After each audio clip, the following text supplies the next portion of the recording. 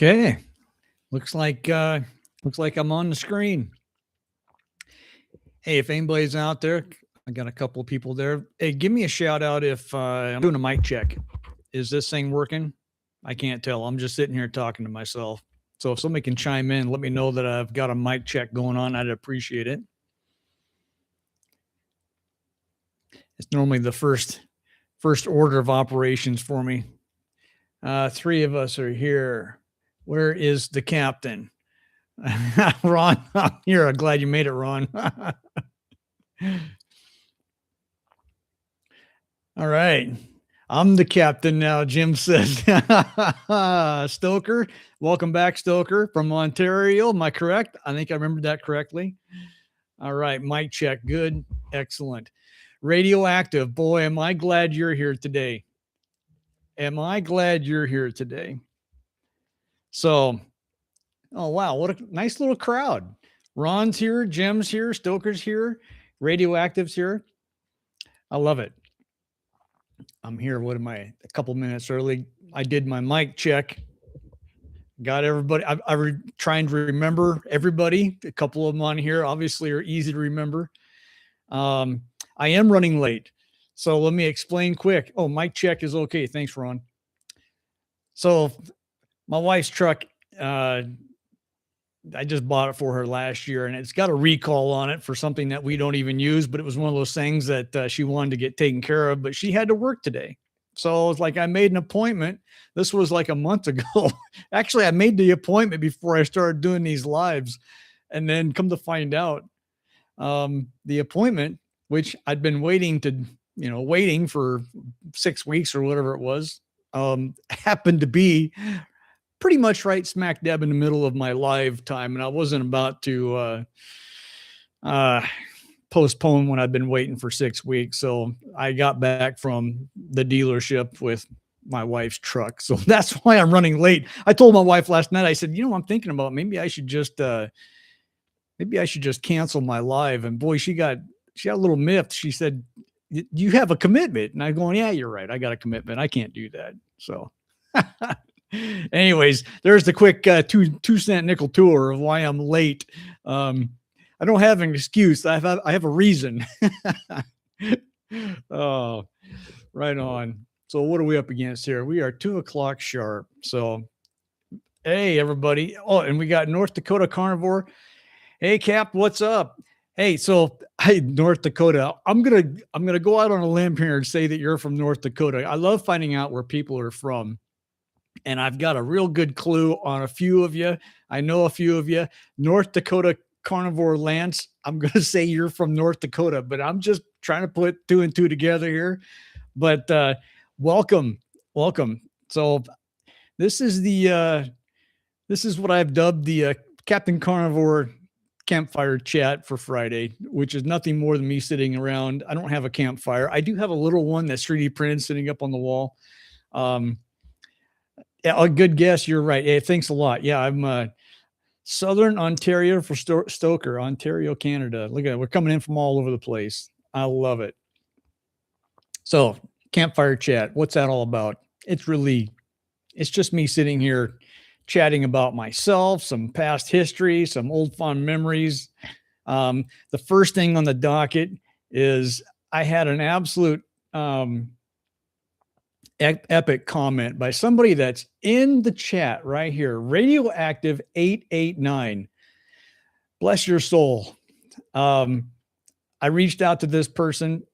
Now, Radioactive, I don't know if you're a male or female. So if I inadvertently come across and call you out as one or the other, it's out of habit. And if I don't mean to offend in any way or whatever, but this nice person, the first topic that I'm going to talk about is the comment of the week. And did you make your wife happy? Stoker, I always make my wife happy. She's more than thrilled that she can now safely drive her truck starting tomorrow. Priority number one. Boy, isn't that the truth? So the first topic of conversation today is going to be the comment of the week. And like I alluded to a minute ago, this is from Radioactive 889.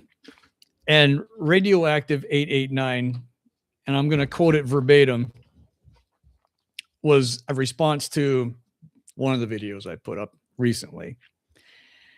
And it goes as I will read it, quote, no, okay, sorry. No disrespect, but when I went vegan, I lost 10 pounds. I didn't have much weight to lose in the first place. And I have a very fast metabolism. So it wasn't much, but it was a considerable amount given my body weight. I noticed I got better stamina.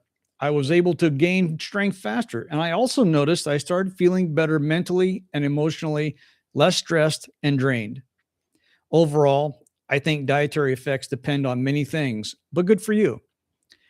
And I was going to read for another 20 minutes all the correspondence I had back with this nice person, but let it be said, obviously the first response I wrote back was obviously no disrespect taken. And on the contrary, I couldn't be more happy for you. And it goes on and on and on. And we corresponded back and forth. And I wanted to, this really resonate with me, and Radioactive, by the way, thank you again for being here. I told you, I reached out to you, I told you I was going to read it on the air. It really, some of the comments I get, I like to share that are super funny. This one obviously wasn't funny, but it was incredibly respectful. And that really resonated with me.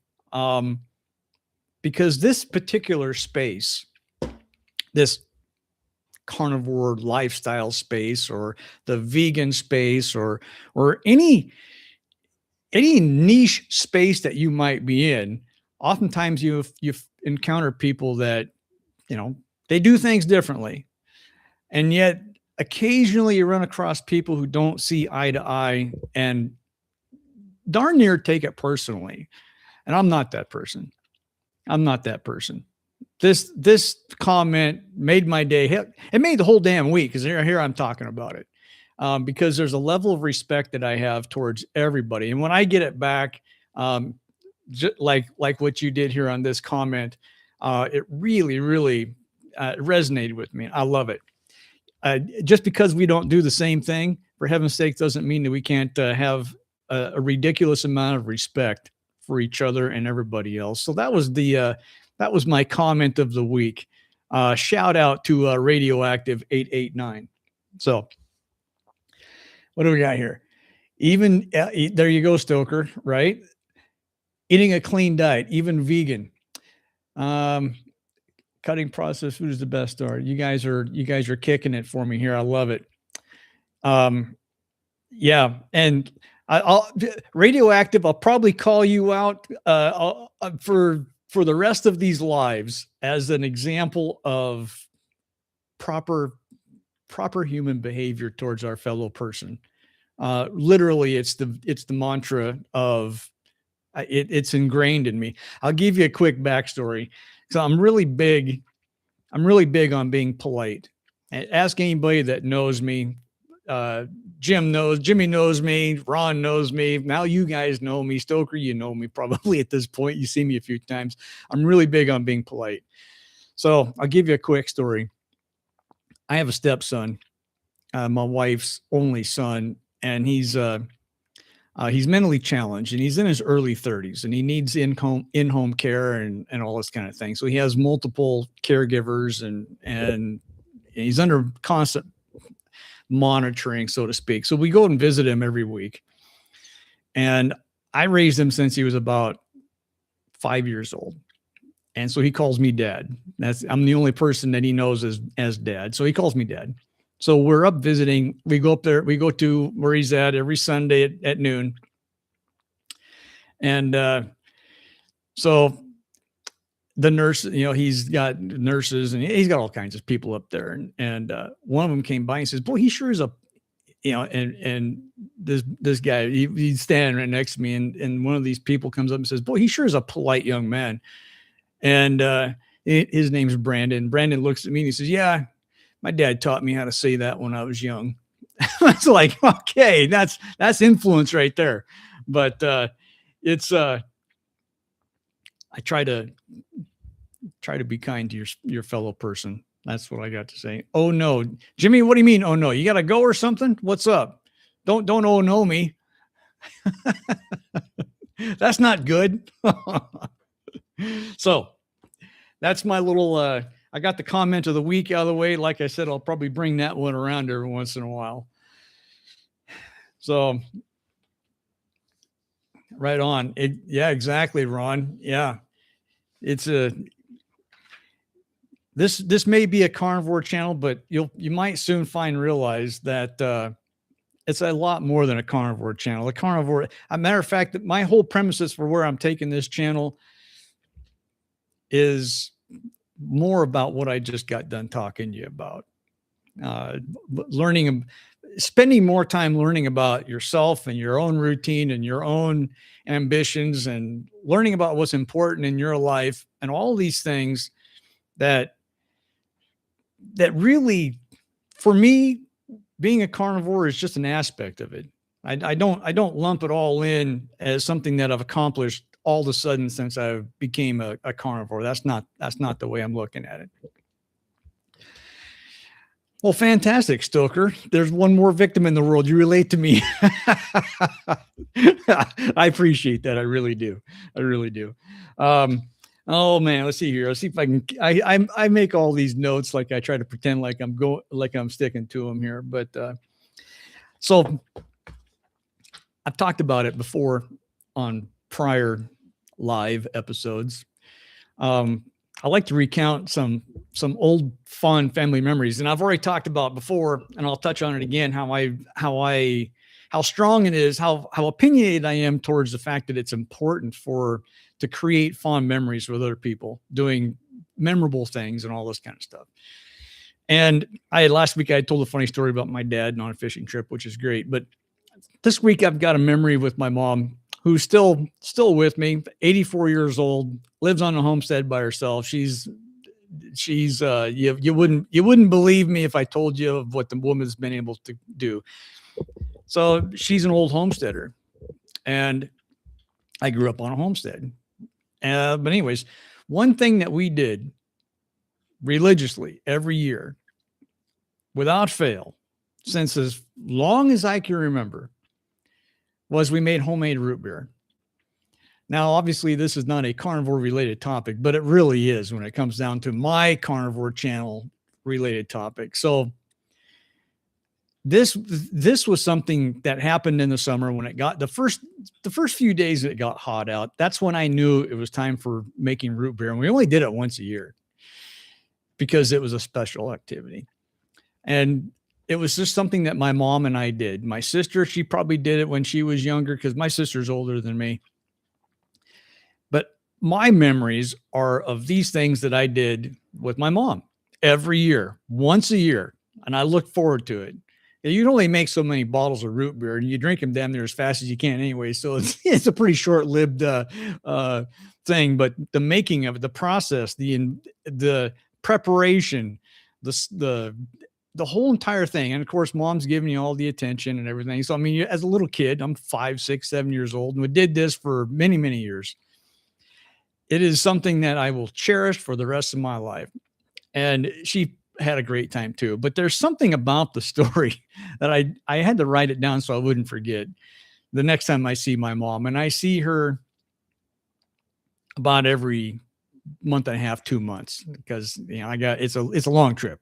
Anyways, so I wrote it down. And we don't talk about root beer every time I go see my mom. Matter of fact, we haven't probably talked about homemade root beer in decades. But since I brought it up on this chat, this live, I'm going to remind her of the fond memories, and we're going to reminisce because it's just something that we did together. But there is one aspect that I know, that one tool of the trade that always reminded me that it's root beer time. And of course, I grew up on a homestead. I mean, we had like 100 acres. We had, horses, cows, goats. We had all kinds of stuff. We had a big garden. It was a typical close your eyes and envision homestead. That's pretty much what it was. So she's got all the homesteady type stuff in the house and on the property and all this kind of thing. Well, one of the things that she had that we used was this great big ceramic crock. And originally it may have been made for I don't know, making pickles maybe, but it was big. I mean, big as in held except probably 7, 8 gallons of fluid. Well, we only made 5 gallons of root beer at a time. So obviously we need to have a large enough container to hold 5 gallons of fluid. But this thing was treated like, um, yeah, probably churning butter. Certainly could have. I mean, she had all different kinds. That was just the biggest one that she had. And she's had it for long before I was around. So we're talking, you know, 30, 50, 60, 70 years. But it was treated with such reverence because I always envisioned that thing. I needed that thing to live forever because I don't know if the root beer was going to come to an end every year. If this thing broke or got, certainly you're not going to lose it because it's so big, but it was put away like it was a valuable family heirloom. And I'm telling you, I can't wait. I would ask her on the phone. I call her once a week. I would ask her, but I need to see her face to face when I bring this up to her so that she can walk over and go, well, there it is. It's probably sitting where you put it last when you were 8 or whatever. I don't know, but I'm pretty excited about it. So that's my fond remembering memory. And I encourage everybody, if you got some people in your life, if you've got kids specifically, or if you've got, your parents, or if you got siblings or somebody that you can either reminisce about old memories or gosh, just as good, create some memories. I say take advantage of the time because I don't know, I'm 55 years old. So the more time that ticks by, it's almost a sense of frantic. The more frantic I get, and I love fond memories and good memories. So, all right, Stoker says, yeah, you decide the topic. I appreciate that. If anybody knows me well enough to know, I just fly by the seat of my pants. Anyways, I write things down 1 minute thinking I'm going to get organized, and the rest minute I just go rogue. I just say, throw caution to the wind. So, yeah, the big crock. Speaking of churning butter, I'll just segue real quick because butter happens to be part of my diet. But I have another. Speaking of yeah, still a kid. Yeah, darn right. I don't care if I'm 155, Ron. I'm still going to be a kid. But anyways, I get your point. So churning butter. Funny you bring that up. That is something that we did on the homestead. And I'm going to tell you another funny story. My sister, who's 7 years older than me, when we were kids, her sense of humor towards me was typical, take advantage of the younger brother when nobody's looking. So anyways, we had a hand crank. We had we had a glass, we'll call it a mason jar. I don't know if it was a mason jar, but a big glass jar. You throw the cream in there, which we did, screw the thing on, crank it like a madman, and you churned it into butter. My sister and we took turns doing that because that was one of our responsibilities. We made our own butter. And another note I need to take because I need to ask my sister the next time I see her, because if she doesn't remember this, by God, she's going to remember it when I tell her. But she always told me, and I'm just a little kid. I'm like 5, 6, 7 years old, taking my turn on the butter churn, cranking like a madman.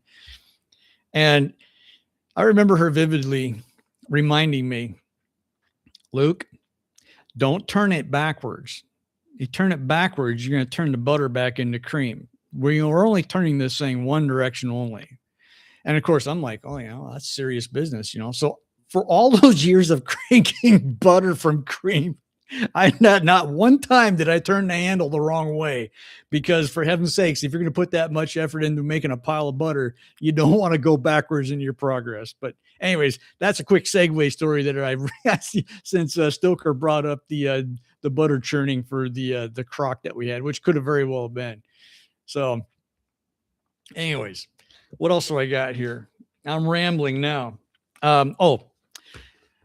So once again, anybody that knows anything about me knows that I'm seriously into lots of different hobbies. One of the things I had on my docket last week, try to do something hobby related every week. One of the things I love to do is cast pewter. as in pewter, the castable metal like lead, but similar but different. Pewter won't kill you like lead can. But anyways, so it's a hobby of mine. I've gotten into it for the last couple of years, and I made something last week, which was kind of fun. I'll see if I don't even know if I can get this on the screen. It's a little teeny frog. Oh, isn't he cute? He's a little pewter frog.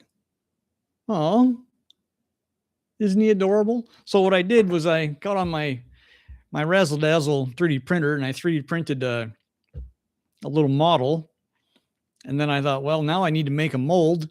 So I made a mold with some silicone mold. It's called Mold Max, I think, if I remember right. Mold Max. Anyways, I had to buy it. Made a mold.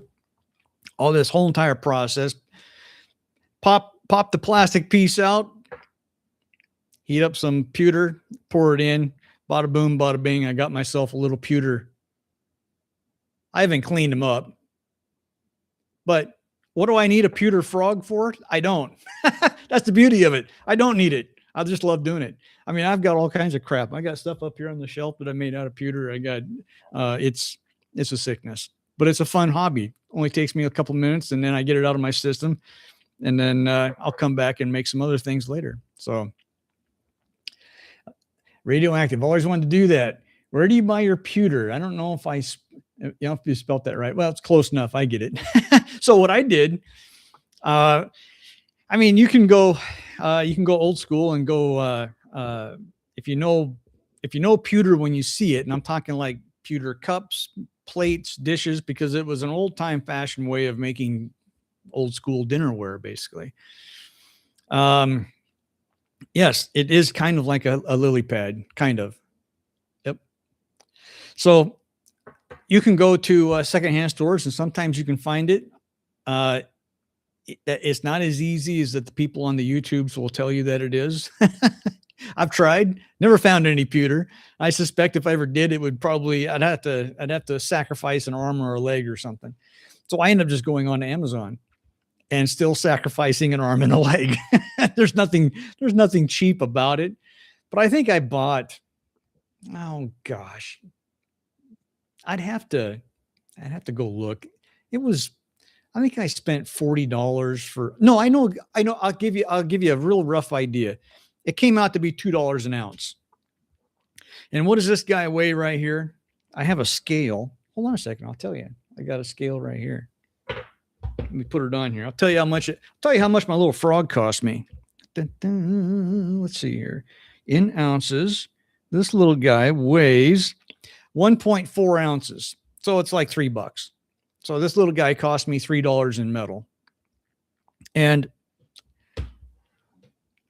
I don't want to admit to this, but if I ever got tired of them and wanted the metal for something else, I throw them in the melting pot and make them into something else. So, I mean, I've bought quite a bit of pewter, but I just keep melting stuff down that I don't want anymore and make new stuff out of it. So, except for the things up on the shelf up here, those, in particularly my coin. I could do a whole episode on the coin. The coin is that's got a ridiculous amount of time into it. That's a topic for another day maybe, but man, it was a long time endeavor, but it was a lot of fun. Oh, you're welcome, Radioactive. Anytime you want to jump on here and talk pewter, I'm all ears. I love the stuff. So, and why do I have a scale on my table? Because I don't sit around measuring pewter. I'll tell you why I have a scale on my table. I melt a lot of lead and cast that, although I have to be careful since lead is indeed toxic. Boy, isn't that the truth? Lead is awesome. Don't get me wrong. I love lead. And I have cast a lot of lead. I've made fishing lures, sinkers and stuff like that when I was young. And my dad was a big boat guy. If you know anything about last week's story, I spent a lot of time fishing. So we cast all of our own, ocean. I don't even remember what they called. They're like 10-pound Oh, downriggers, weights. I mean, we cast these things I cast hundreds of pounds of this stuff. Anyways, lead is to be respected, especially the fumes. And if I had a pocket full of lead, I wouldn't have it in my hand all day long either, because it really is probably one of those things that, well, hey, put it in perspective. Anybody hear of anybody ever hear of the term Mad Hatter? Anybody on here know where the term Mad Hatter comes from, what it refers to, and where the term comes from, or if you've even heard of the term before? There you go. That's the question. That's one of the questions of the day. What is a Mad Hatter? And for that matter, what the hell does it have to do with lead?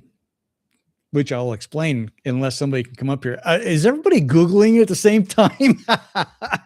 Which is fine. Cheat. It's okay to cheat. Anyways, Mad Hatter. Old school top hats, beaver hats, made 200 years ago. The band on the inside rim of the hat was originally made from lead because it was moldable. Obviously, lead is soft, pliable. They used to make these things, and I believe they did it with the beaver felt top hats, the English top hats, big, big, long top hats. My understanding, am I a hat guy? No, I do have a couple of hats, but this is just trivial knowledge. Hey, if you're ever playing a game of Trivial Pursuit, you can thank me later if you win because of this. So, Mad Hatter, one of the things that you do, that you'll succumb to death. One of the things happen before you succumb to being unalive from overexposure to lead is you go crazy. You'll make you go insane. Evidently it's a horrible thing. Obviously it's a horrible thing, but they called them Mad Hatters because people that had these hats, they wore them all the time. All that lead was in contact with their skin for so long. You go crazy. You get lead poisoning and they go crazy. They call them Mad Hatters. Well, there you go. A little bit of trivia. Raise your hand if you didn't know that and learned something. Or maybe I'm the only one that carries around completely worthless information, trivial, because nobody in their right mind is going to put on a lead banded hat and walk around these days. Maybe actually that would explain a lot, actually, if everybody has been doing that. That's a different topic. Anyways. All right. So let's are you raising your hand, radioactive? Ah, yes. I never knew that. Yeah, there you go, Ron. Have you ever heard the term? Crazy as a Mad Hatter. That was the full term. You're crazy, you're in a Mad Hatter. But the phrase goes back, well, I don't know, 100 years. I'm not 100 years old, but I knew people that were alive 100 years ago. At least I had when I was growing up. Crazy as a Mad Hatter. But anyway, that's Captain Carnivore's trivia for the week. Hell, it might be the Captain Carnivore's trivia for the month or year. If you ever get into a game of Trivial Pursuit and you come across it, don't forget it. Something that I encountered as a thought, and Jim, if you're on here, you know me. I probably spend too much time thinking, and he knows of it. I had an interesting concept. There you go, Ron. You heard of it, but didn't know what it was about. Well, there you go. There's the full meal deal backstory, Ron. You can thank me or blame me. Hell, I don't care. You do both. So anyway, yeah, Jim, that's right. You always catch me thinking most of the time, which is to my own detriment and demise. But anyways, I got a thought about one of our five senses. And I've actually talked about this before in some old videos, and that's taste. And I'd like to make a few thought-provoking comments about taste and the importance of taste. Now, I wasn't around 20,000 years ago. My kids probably think, since I got so much white in my beard, that I was around close to that time, but I haven't. And so therefore survival may not have been as easy as it is today. And taste played more of a role in self-preservation. In other words, if you find some what you may look like to be food and you pick it up and you decide to stick it in your mouth and it tastes like death, you're probably going to spit it out because you don't want to become unalived. And that was a survival mechanism. That's the way I look at it. Same thing with sight. Hey, there's some, oh my God, it's coming to get me and eat me. So maybe I'm one on the menu. My sight is a survival mechanism. My touch, survival mechanism. You walk up to a cactus and you smack a cactus. You're not going to ever do that again. That's a survival mechanism, that kind of thing. Or maybe a porcupine. Stay the hell away from them. You're going to get hurt. So, and smell, obviously, or hearing. All 5 of our senses were probably integrated into our design with the regard of keeping us alive. So let's go back to taste. What does taste have to do with anything? Carnivore, I'll relate it to carnivore for that matter.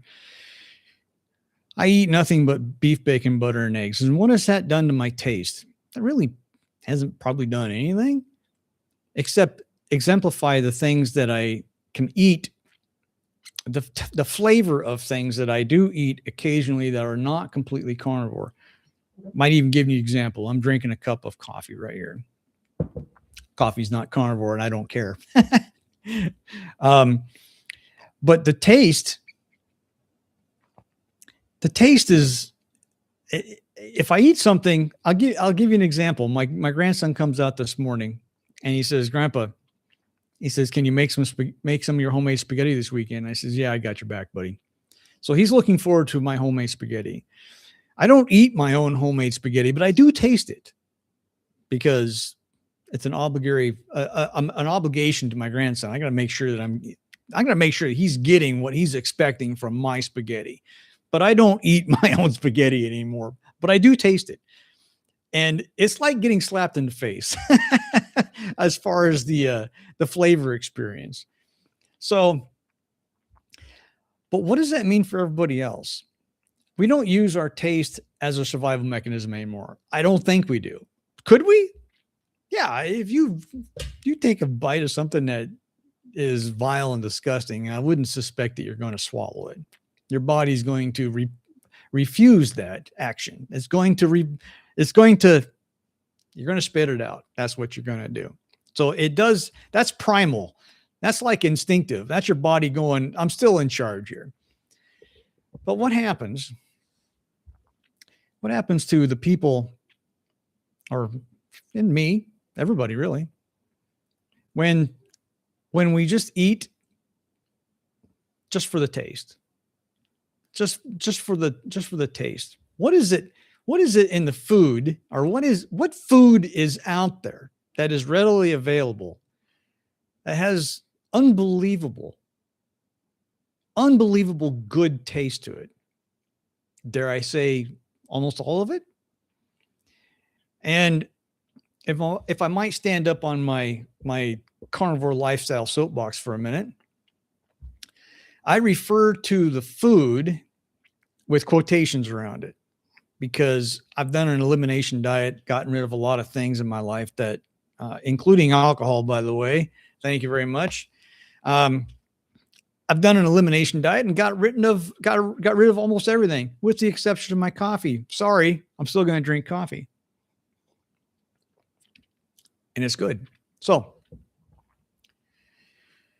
when we're succumbed to the consumption of a lot of food to satisfy taste, or people eat a lot of food with the gratification that immediately comes from taste. And listen, I don't eat food that doesn't taste good to me. And I wouldn't suspect anybody to eat anything that doesn't taste good. I mean, that goes back to almost primal instinct for your body's survival. But I'll give you an example. My mom she knows, but I'm talking like going back from when I was a kid. The foods that I didn't like as a kid, I don't like today, just because of the flavor, just because of the taste. And they're foods that everybody enjoys eating. I'll give you one. A tomato. Now, Jim, I know you're growing tomatoes. I know you love tomatoes. I don't want any of your tomatoes. I hate them damn things. I always have. You may say, well, you make homemade spaghetti. And I don't use whole tomatoes in my homemade spaghetti. I do make it from scratch, by the way, but I don't use whole tomatoes, and I don't even eat it anymore. Tomatoes and cottage cheese. I hate that stuff. A lot of people eat it, and it's a lot of people eat it because it tastes good. I don't eat it because it doesn't taste good, and that's, to me, what happens when we basically, if somebody could come to you and say, hey, does cake taste good to you? Like, yeah, cake tastes fantastic. I have my favorite kind of cake. It's great. How well are you going to do if you eat cake like 6 times a week, every single day? Maybe you might be good. Maybe you won't be good. Maybe it's progressive. Maybe it's cumulative, I guess is what I'm trying to say. And if it's cumulative, then you're not, your body's not using a survival instinct. I don't know. Maybe I stepped down off my box right now, but my point is that we have, as humans, evolved into eating for pleasure, which is fantastic. I eat for pleasure every time I take a bite. I'm going to make some beef later. And I got another comment about that too. It involves my grandson, but I just had a thought in regards to the taste, and was thinking about it a little bit in depth, a little bit, when it kind of got off rail, which happens with me. But yeah, designed to take our money. Ultra processed food. Yeah, you're probably right. There's a lot of engineering that goes into it. And and I'll be honest with you. I'm not all opposed to it, because think about it. If I were to think about it on even a bigger scale, and this is, I don't practice this, but the world's got 8 billion people, 8 or 9 or 7 or whatever it is. And maybe a section of that crowd wouldn't be able to eat at all without some kind of engineered food or processed food. And I'm all about people not dying of starvation. I mean, hell, I would preserve my life by eating anything. I would eat marshmallows every day if that was what if that was the last thing on my plate to eat. By God, I'd be eating it. That's just, that's a different level of survival instinct. But I choose not to eat as much of that kind of stuff as possible, because I have found what works best for me. Just like Radioactive has found out what works best. It's when you do, it. And it's fantastic. So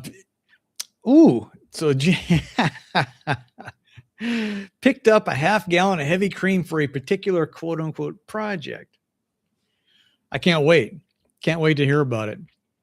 It's going to be awesome. So what do we got here? Stoker says tomatoes are not human appropriate. Well, that's a maybe not. It's not for my human appropriate, but that's only because of taste. Now, through the years when we were on the homestead, or when my wife and I had our own homestead for over 10 years,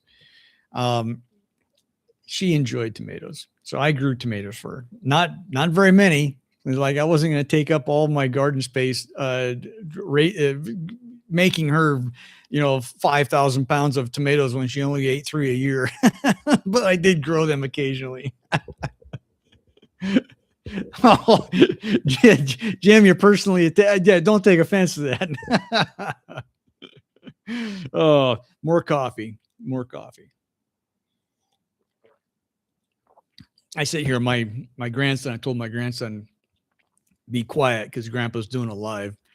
So he shut his door to his room. He's in there playing on his computer, and the cat's over there pawing at the door. I hear the door slamming, but the door is shut, but it's going slap, slap, slap. He wants in his room, because every time Winslow sees the door shut, he thinks he's missing out on something. So anyway, if you hear some pounding in the background, It's my damn cat trying to get into the bedroom. Anyways. So let's see here. Let me go over my notes real quick here. I don't want to miss anything. I covered one of the most important things, and that was Radioactive's comment. So Jim has already chimed in, and he's let me in on a little heavy cream, half-gallon heavy cream project. I know what he's up to. Sounds like now here we go. So now we North Dakota Carnivore Lance. He's chiming. He's already 2 steps ahead. What do you think, Jim? Is he getting close? Is North Dakota Carnivore Lance, is he dialing in on what's happening? So I wouldn't balk anybody from homemade ice cream. Hell, I wouldn't even balk anybody from making homemade ice cream the old-fashioned way and loading up with honey and/or sugar, for that matter. But when you have it carnivore style, it's like, oh man, there's nothing wrong with this at all. So the funny things, the projects that we have, and by the way, it sounds like Jim has already alluded to one of the projects, but I would be thrilled to hear of any projects that anybody has going on that they're thinking about doing, have been doing, contemplating doing, just started doing, or have been doing it long enough to give it up to try something else. Anybody want to share something? Jimmy's going in. Okay, no dairy, Stoker. That's great. I got heavy cream in my coffee, so I'm a consumer of dairy. I don't drink it straight from the jug naturally, but yep, not required. That's true. That's true. There's a lot of things. I don't partake in. Like I've said before on this channel, 95% carnivore, 95%. The other 5% is where I still maintain, shall I dare say, old habits. So there you go. Anybody want to chime in with a something there? I'm a hobby guy. Plenty of people know that.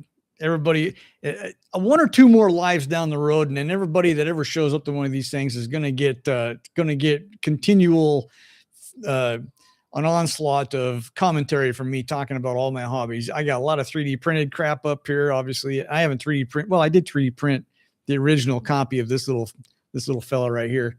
He's cute as a button, though, isn't he? Though, turned out pretty good. Not too bad for my first frog. I did make some other stuff. I can't even remember. It was all the way into last weekend. I don't remember. So, but what I do have on my docket, speaking of crafty stuff, my wife likes to make soap, and I got lined up here with piles of stuff. She's got bars of soap. She makes it. Oops, I just dropped a piece of soap in my coffee. That's awesome. And it's smells so good. And she does, that's old school lye soap. She does old school lye soap, just like we did when we were on the homestead. When we had our homestead, we had 5 acres with ducks and chickens and all that good stuff. She made soap for everybody and using lye. And so she still does it. And the funny thing about lye soap, and I'm going to tie this back into this little fella here in a second. But one thing about lye soap is you have to let it age for 6 weeks. You wouldn't believe me if I told you how many bars of soap I have in this place, and it's all sitting around waiting for that 6 week mark to pull up. I've got 1, 2, 4, 6, 8, 10, 12. I have over 20 bars of soap. That's just on the kitchen table that I have to package up. Sometimes she likes to sell the stuff. So and it's my job to do all that. She gets the fun thing of making it.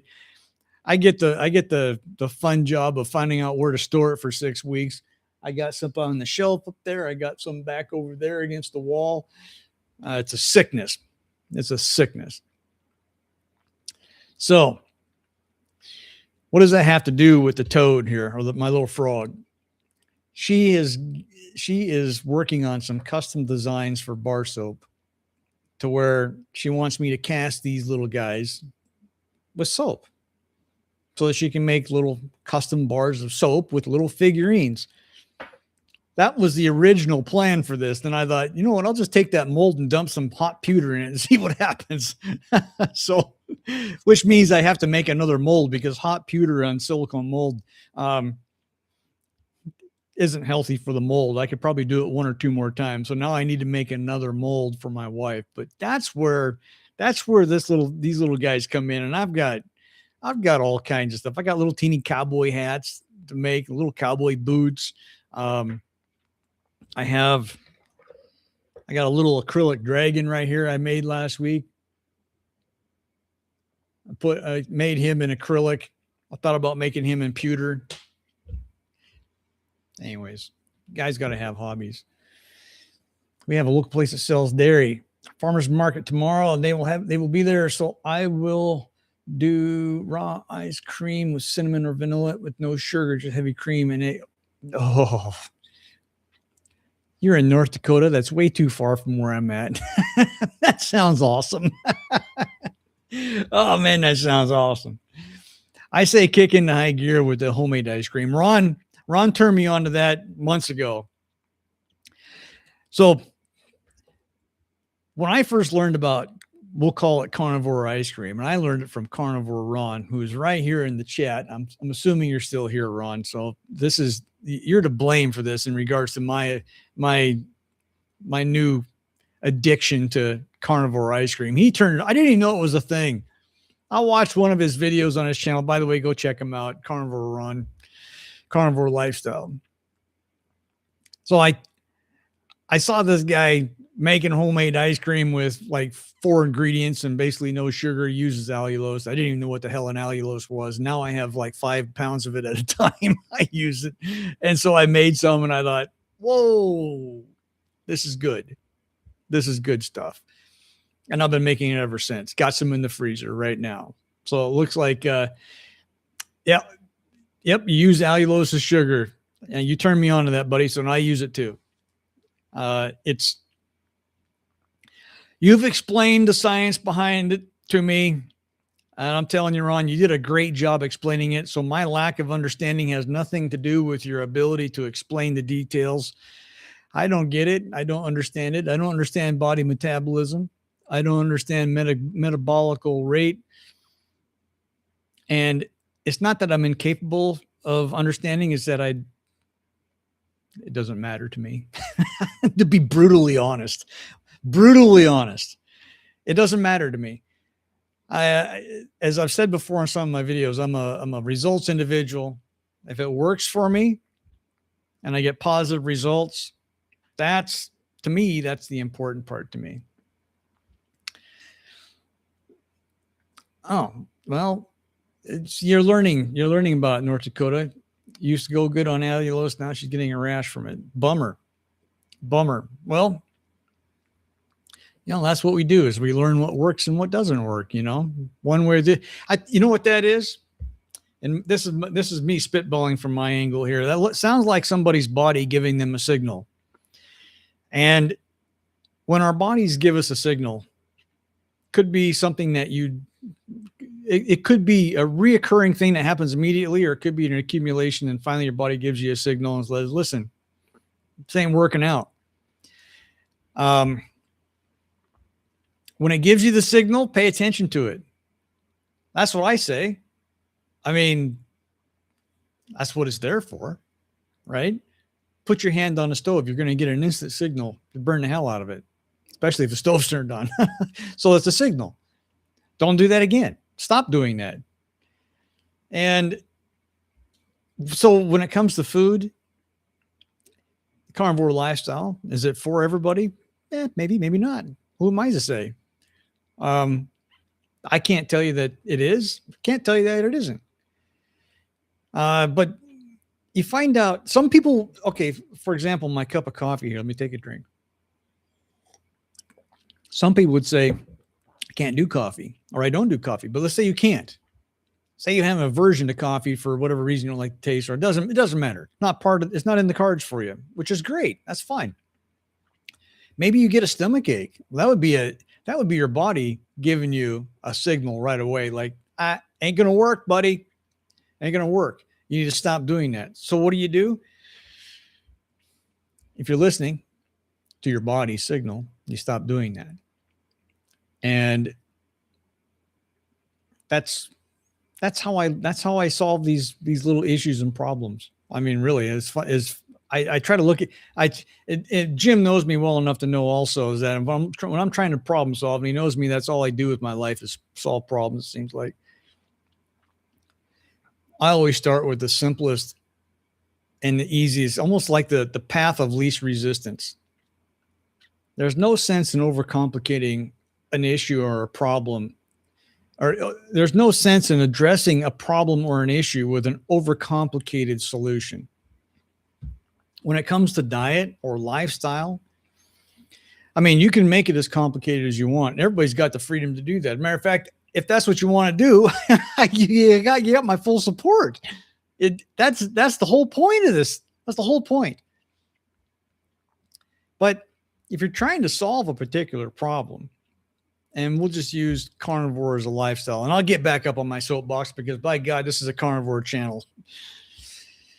For me, it doesn't get any easier. I only eat 4 or 5 different things, and sometimes I throw them all in the same bowl. Sometimes I only cook 2 at a time and together, or sometimes they don't. Sometimes it's just one thing. And that whole topic is a completely separate issue. In other words, I've relegated my diet down to so few things that I eat. And I could even go further. I could even take coffee out of my diet if I wanted to, if I chose to. And maybe I should. Maybe my body hasn't given me the proper signal. Maybe it is giving me the signal and I'm not paying attention. Maybe I don't know what the signal is. Maybe I'm too dense to understand. But it is part of my routine. And if anybody's been here long enough to know, I spend too much time talking about simplicity, routine, and sustainability in that order. But drinking coffee for me has been routine since maybe I was 14. Maybe it was when my dad, who was a roofing contractor, woke my lazy butt up out of bed at 3:00 in the morning and told me to get ready for work. So I just I can't do this without some help. So I started drinking coffee at 14. So Stoker, you eat beef, eggs, and bacon. That's it. Coffee and water. Bless you. That sounds delicious. I'm honest. I'm with you. That's great. Yes, carnivore is a great elimination diet. She reversed her type 2 diabetes. She is learning what gives her negative responses. Dear God, this kind of thing is what really, really gets me going here. I love it when people turn around type 2 diabetes. Oh my goodness. That is a winning story right there, North Dakota Lance. For your wife to reverse her type 2 diabetes, that's music to my ears. That is music to my ears. Congratulations to her. And thank you for sharing that, by the way. It really does it means the world to me. I love hearing these kinds of feedback and this kind of stuff, these kind of stories. Yeah, Jimmy says the hell with that signal. Yeah. Right? Some people have the signal, some people don't. What are we coming up on here? We're coming up on an hour. I'm trying to keep my lives in the hour. I'm not big enough and expansive enough on my channel to go all day on a live. Some would say that I have enough to talk about. Some would say that I could come up with enough to talk about, but it's doing these lives is a lot of fun. I look forward to it every single week. I've got a lot of return victims and customers here. I call them victims. That's tongue in cheek naturally, but I love you guys coming around. If it may recommend a documentary, The Game Changers, made by Arnold Schwarzenegger, is about a going plant-based for health. I'm gonna tell you what I'm gonna do. I'm gonna write that down just so I don't forget. Because anytime there's good content on all sides of the aisle, I don't have a problem. Oh yeah. Ron, you drink tea? Can we still be friends? Ron, I drink tea all the time, especially at work. I don't drink coffee at work. I drink tea. Can we still be friends? Yeah, I think we can still be cordial with one another. How does that sound? So the name of it is The Game Changers. Okay. I'm writing it down. There we go. Got it written down right there. So anyways, guys, we covered a lot of territory today. At least I felt like we did. Parting thoughts. I do accountability lives Saturday and Sunday morning. Sometimes it's hard to come up with enough to fill an hour. Sometimes 2 hours sneaks up on you. North Dakota, you're on YouTube. Can I find you at North Dakota Carnivore, Lance? Is that is that a thing? Are you on YouTube? Let me know. Yes, you can. Look at that. It's another note. Some crazy old guy at the age of 55 might be jumping on your channel and having some fun.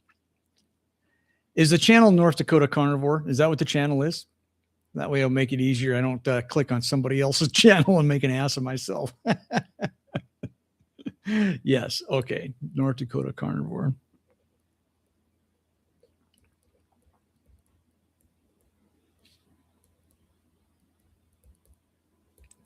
Awesome.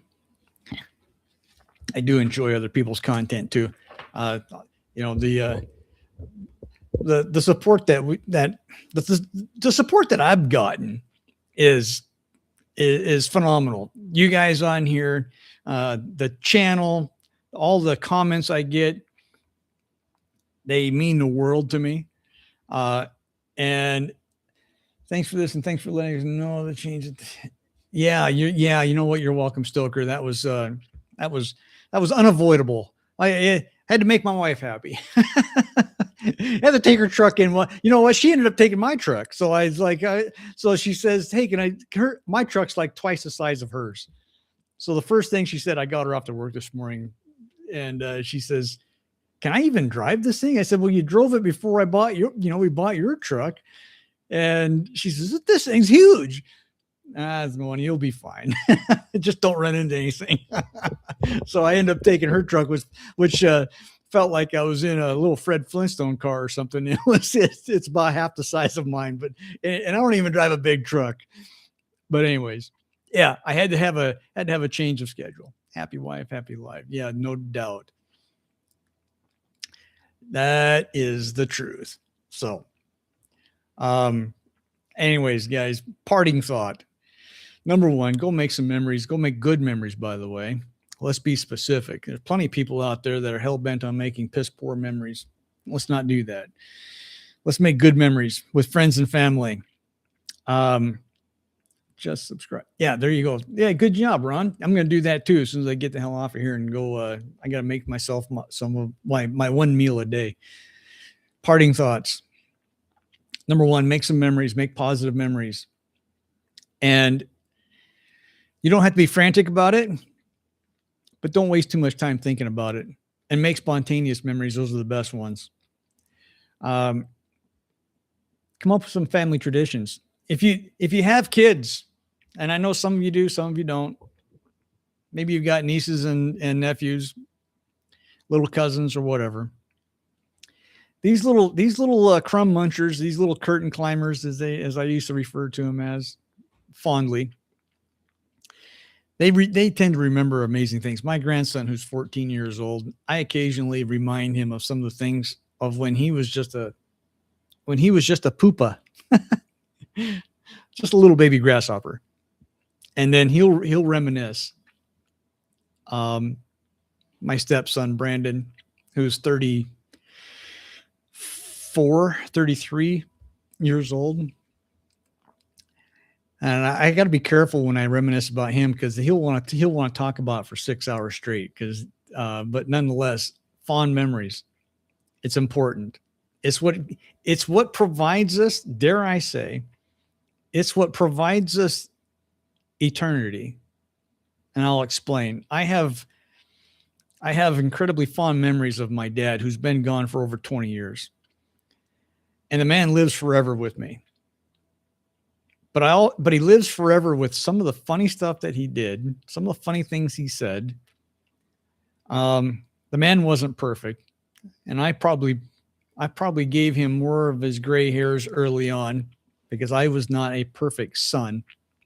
But as time goes on and age breeds maturity, he's been gone for 20 years, and yet the man lives forever. And that's even me sharing things on here solidifies it into the YouTube atmosphere for eternity. So maybe one of my kids that doesn't know the stories will find their dad on YouTube one of these days, and then their grandfather will live for eternity with memories that were shared by me.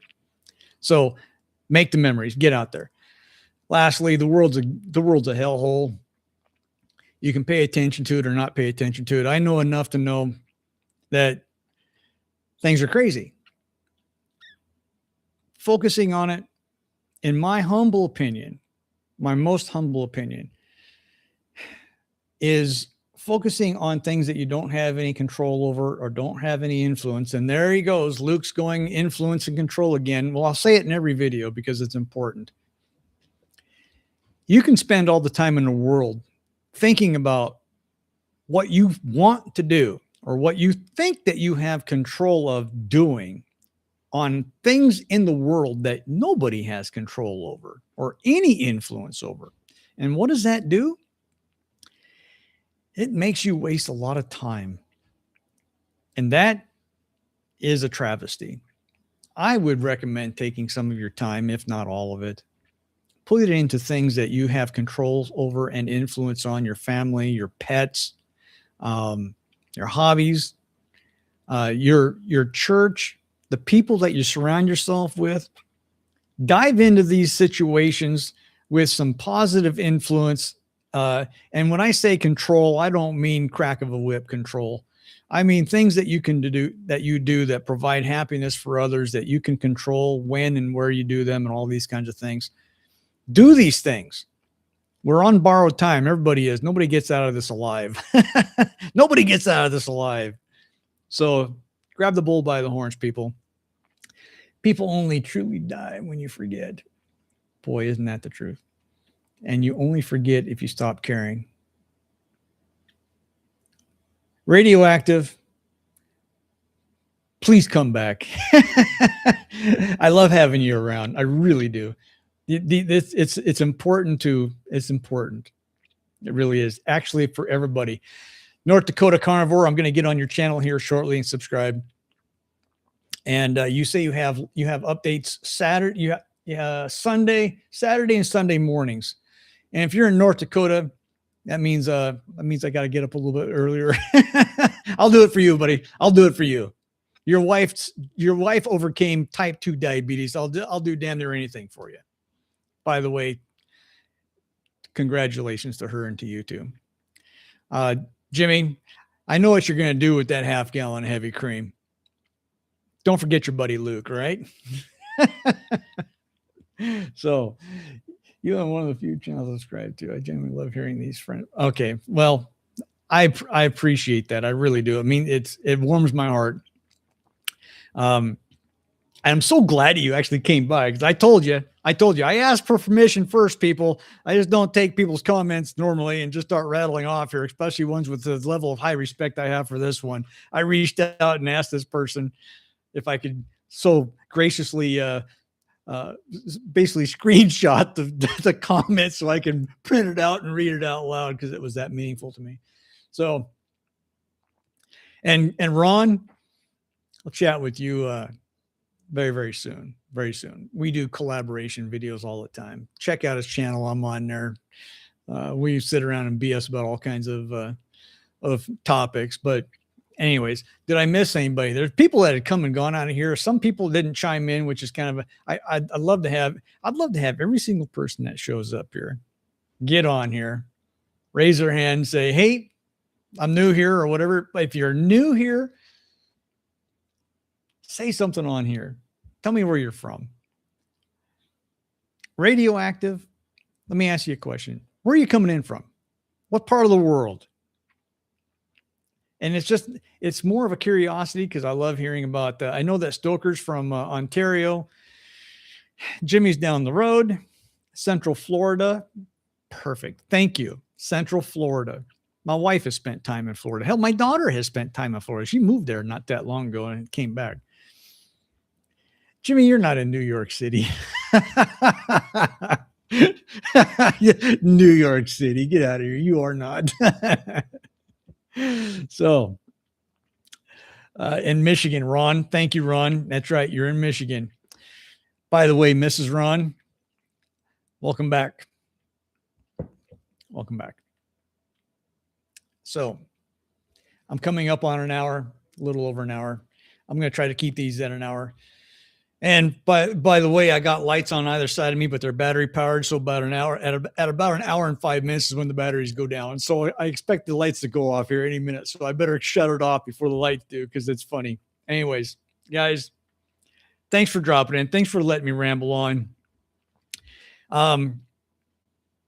If you come up with any brilliant ideas for topics, I don't know, reach out to me. I actually have I need to make a post one of these days. I actually have a channel specific email address. I don't even know how to access. I'm learning all this stuff day by day. So Stoker, have a great night yourself. Thanks for stopping by. By God, I hope to see you here next week too. I'll try not to bore anybody to tears with too many stories. But guys, this is Luke, Captain Carnivore. Thanks for everybody dropping by. Jimmy, Ron, Stoker, and special guest, Radioactive. Thanks for dropping in. I can't wait to see you next week. Everybody, I have got to go. We'll see you next week.